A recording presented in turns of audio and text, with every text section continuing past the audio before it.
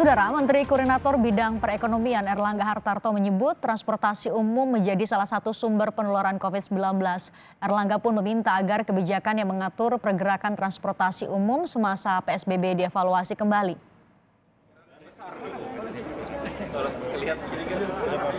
Menko Bidang Perekonomian Erlangga Hartarto menyebut jika berdasarkan data penularan COVID-19 yang dimiliki pemerintah, sebagian besar pasien yang tertular virus menggunakan transportasi umum.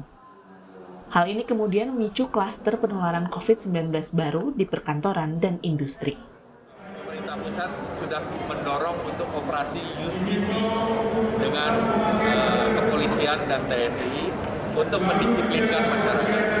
Jadi kita harus seperti di daerah lain, penanganannya secara manajemennya lebih mikro lagi, lebih targeted.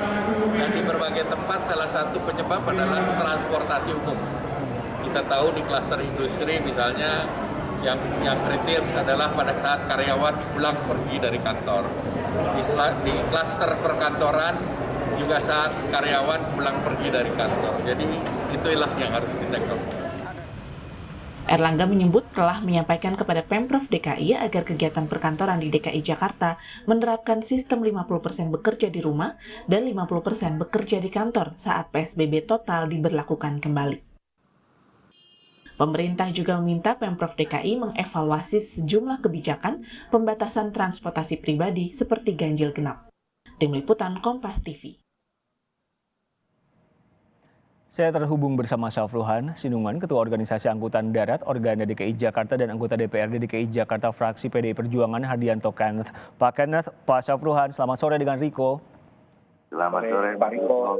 Saya ke Pak Syafruhan dulu, Pak Kenneth ya. Pak Syafruhan, ketika dikatakan transportasi umum menjadi sumber penularan COVID-19, tanggapan Anda? Ya, saya memahami yang disampaikan oleh Pak Erlangga, ya. Hanya mungkin yang perlu ini diklarifikasi, transportasi umum ini kan ada yang berbasis rel, ada yang berbasis jalan raya.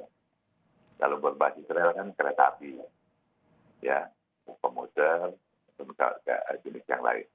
Kemudian kalau berbasis jalan raya itu berkota, taksi, bajai, mikrolet, kita sebut angkot di angkutan kota, atau jenis akap, antar kota, antar provinsi.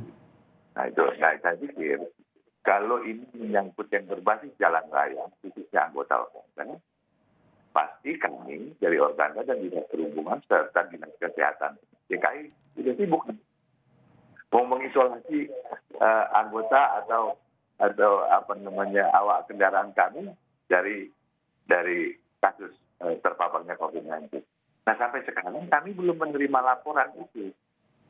Makanya apa yang disampaikan Pak Erlangga, saya berpikir mungkin ini, karena kalau beberapa waktu yang sebelumnya kan kita dengar yang terpapar COVID-19 ini rel dari berbasis rel. Audio kita kurang begitu jelas Pak Syafruhan, jadi yang pengen Anda bilang adalah kalau di bawah Organda enggak ya karena driver atau perangkatnya enggak ada yang melaporkan positif COVID gitu ya? Kalau ada yang sakit kita tahu. Kan kita monitor, kalau anggota kita kan termonitor melalui operator. Jadi operasional kendaraannya kan termonitor. Ya kan? Apakah itu mikrolet, apakah itu taksi, apakah itu bus kota, apalagi yang terintegrasi dengan Jaklingko. Ya kan? Kalau dia ada pasti kita akan tahu gitu. Nah makanya pada saat Pak Erlangga sampaikan itu, mungkin ini saya berpikir, ini angkutan umum yang berbasis rel, kereta api.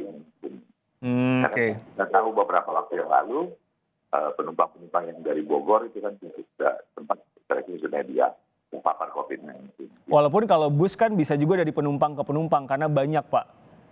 Iya, nah mata rantainya kalau misalnya dia pindah-pindah tuh sampai 2-3 kali, ya, pindah angkutan umum, misalnya dari rumah, naik ojek, kemudian naik bus, kemudian naik kereta api, bisa saja itu kan.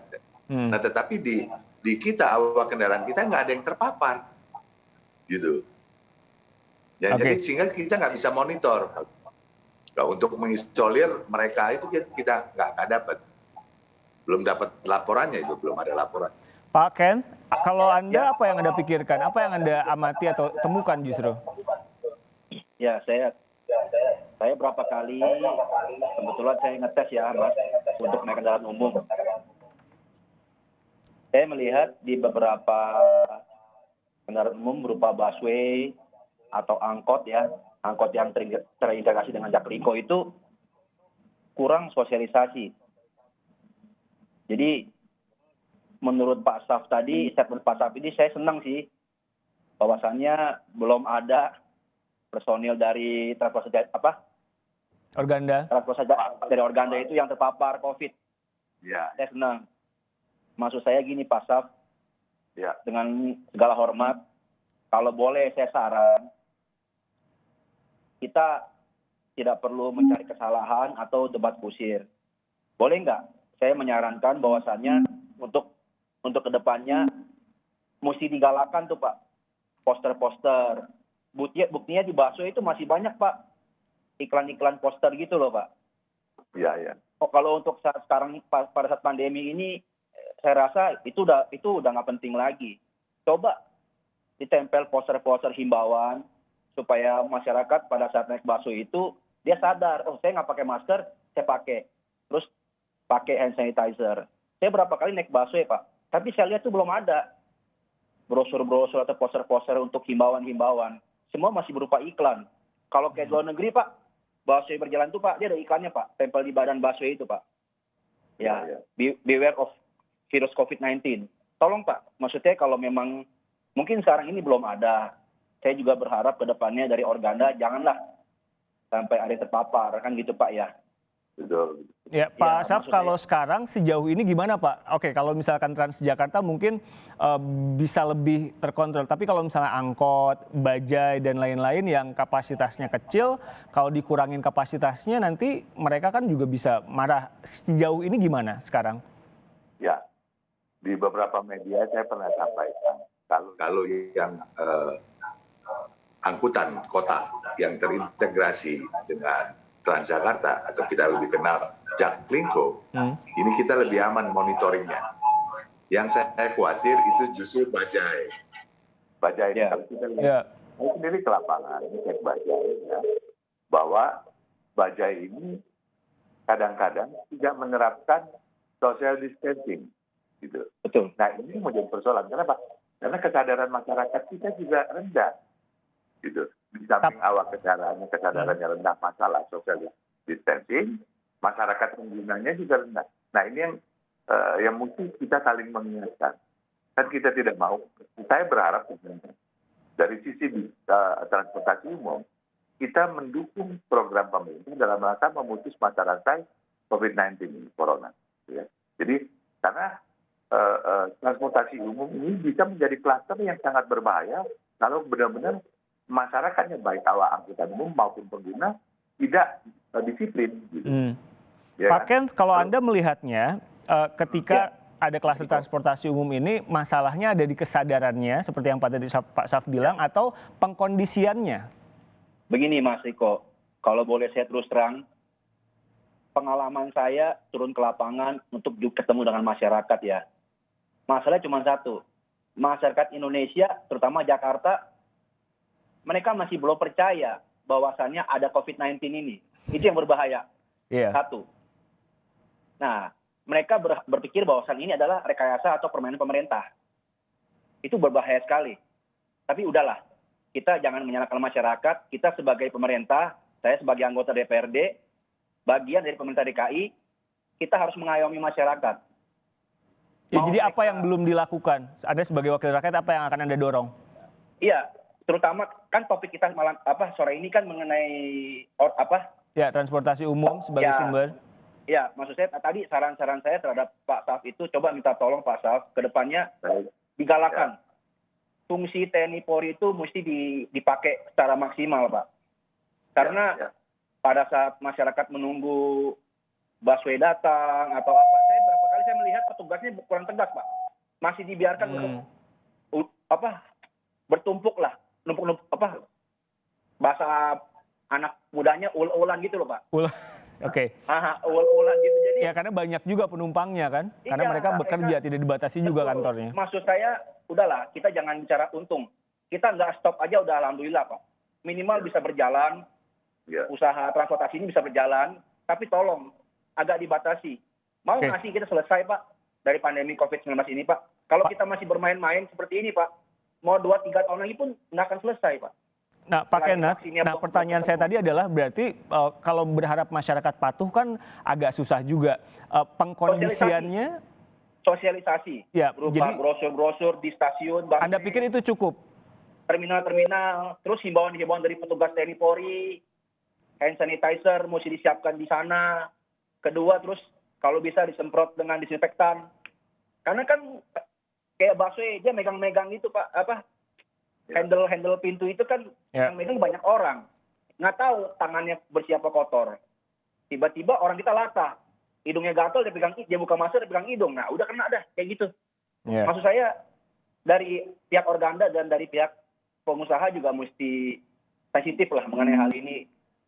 Jadi jangka waktunya kalau bisa ada armada kita, ada yang diistirahatkan, disemprot dulu disinfektan, nanti setelah disemprot, baru dia jalan lagi. Ganti-gantian aja Pak Saf, kalau bisa. Saf. Pak Saf, hari Ini semua Senin kan akan ada PSBB total lagi. Sudah ada koordinasi lebih ketat atau koordinasi lebih dalam soal teknisnya gimana, Pak? Ya, kalau kami Organda kan pasti koordinasi dengan Dinas Perhubungan dan pihak di lapangan. Dan itu kita memang terapkan. Kenapa? Pada saat awal penerapan PSBB, Organda DKI sangat mendukung itu. Karena kita ingin menjadi bagian dari pengamanan pemerintah untuk memutus mata rantai penyebaran COVID-19. Saya terima kasih masukan Pak Ken. Nanti saya segera Ya, Pak Saf.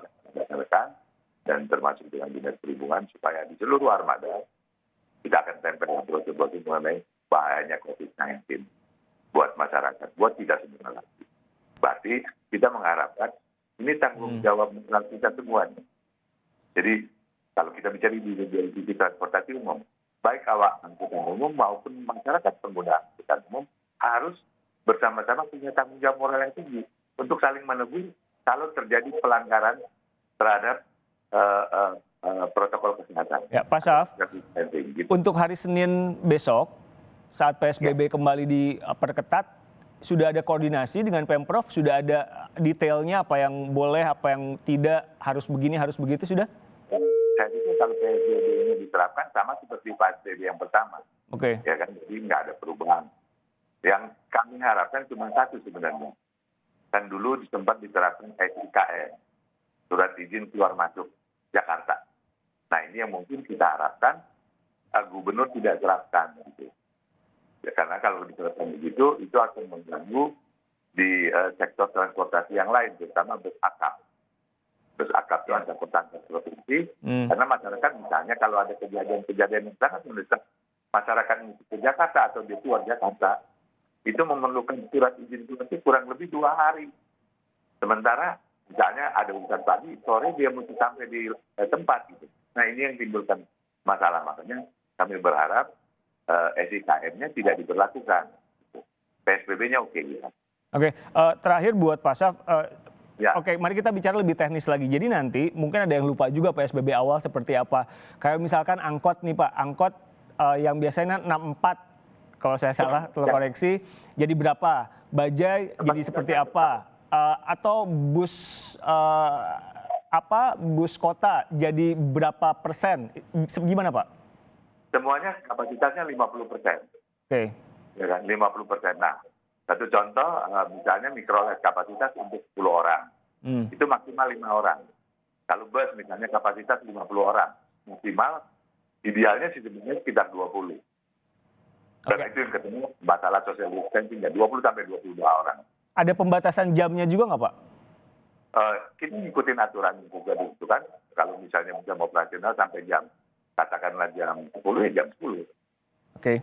Nah, Pak, kalau misalkan angkot, bajai dan lain-lain, pasti kan ada penjelasan yang mesti dilakukan kepada Organda karena bagaimanapun juga mereka terdampak.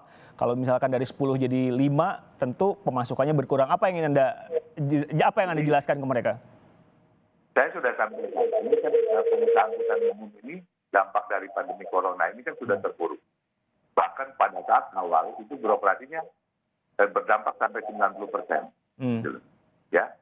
Ya kemudian pada masa transisi itu naiklah, meningkat lagi nambah 10% sampai 15%. Jadi sekitar 25-30% yang beroperasi. Ya kan? Kalau transportasi ini kan bisnisnya bisa berjalan kalau mobilitas masyarakat tinggi. Kalau mobilitas masyarakat rendah, otomatis transportasi juga dikandangin. Kalaupun yang ada sekarang pada masa transisi, ya sama sekali tidak ada keuntungan buat pengusahanya. Tetapi kenapa kita tetap keluarkan armadanya? Pertama, kalau kendaraan itu nggak jalan, malah dia rusak. Nah yang kedua, kita mikirin supir, awak angkutan. Paling tidak dia dapat untuk uang makan buat ke rumah lah. Sehingga kita juga ngejaga jangan sampai timbul dampak sosial buat awak angkutan. Kira-kira gitu. Pak Kenneth, terakhir tadi kalau Anda mendorong lebih banyak lagi perangkat-perangkat untuk mengingatkan warga tentang disiplin. Kalau soal dampak sosial yang tadi Pak Syaf katakan di akhir, apa yang Anda dorong sebagai wakil rakyat ke Pemprov DKI Jakarta? Ya tentunya pendapatan supir pasti menurun ya. Jadi pemerintah mesti pikirkan solusi yang lain gitu. Ya saya senang lah dengan statement Pak Syaf tadi. Jadi saya berharap juga dari pihak organda bisa betul-betul mengawasi Pak. Supaya jangan timbul klaster beneran gitu loh Pak. Ini kan masih praduga-praduga ya. Belum ada bukti dan belum ada data yang jelas. Saya berharap juga jangan sampai benar-benar terjadi. Jadi omongan itu jadi beneran gitu. Jadi kalau untuk kita semua pakai. Kalau kata Pak Erlangga sih 60% lebih penghuni Wisma Atlet itu naik angkutan umum, walaupun memang tidak detail angkutan umum yang mana dan lain. Tapi harapannya adalah tadi aplikasinya bisa dilakukan dengan disiplin dari pemerintah dan juga dari warganya. Terima kasih Bapak-Bapak. Ya, makasih. Ya, makasih Pak. Pak Ardianto Kenneth, anggota DPRD DKI Jakarta fraksi PD Perjuangan, dan Pak Syafruhan Sinungan, Ketua Organda DKI Jakarta.